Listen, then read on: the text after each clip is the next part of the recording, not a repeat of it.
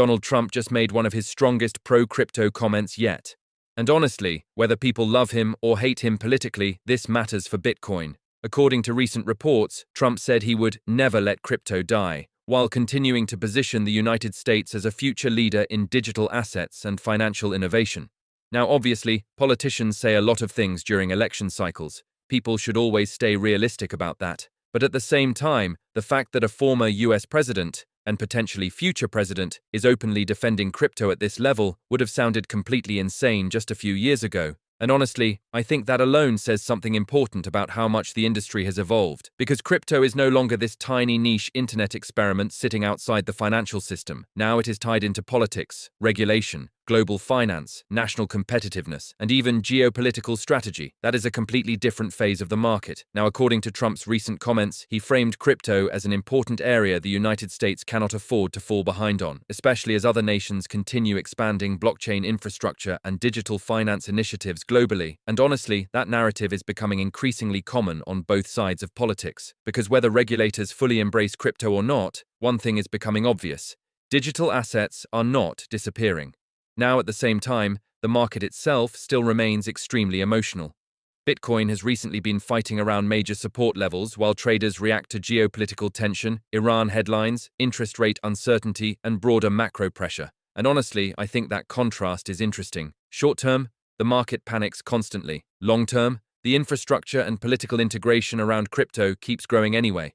That is why I think people sometimes focus too much on day-to-day volatility and completely miss the larger trend happening underneath the surface.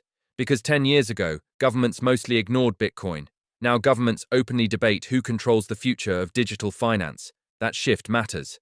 Now, another thing worth paying attention to is how quickly the political narrative around crypto changed after ETF adoption accelerated. Once major Wall Street firms, institutional investors, and retirement products started integrating Bitcoin exposure, crypto became much harder for politicians to simply dismiss entirely. There is too much capital involved now, too much infrastructure, too much global competition, and honestly, I think that is part of why crypto regulation conversations are becoming less about banning crypto and more about controlling, regulating, and competing around it instead. Now, obviously, that does not mean Bitcoin suddenly goes straight up forever. Far from it. Crypto is still volatile. Bitcoin still reacts heavily to macro fear and liquidity conditions, and traders are still getting liquidated constantly whenever markets move aggressively. But the bigger story underneath all the chaos is that crypto continues becoming more embedded into the global financial system over time. And honestly, I think political support, even imperfect political support, accelerates that process.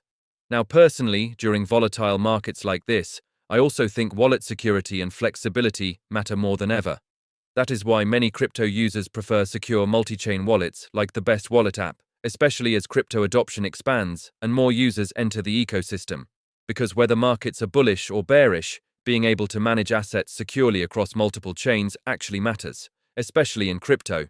So bringing it all together, I honestly think Trump's latest comments are less important because of politics specifically, and more important because they show how impossible crypto has become to ignore at the highest levels of global finance and government.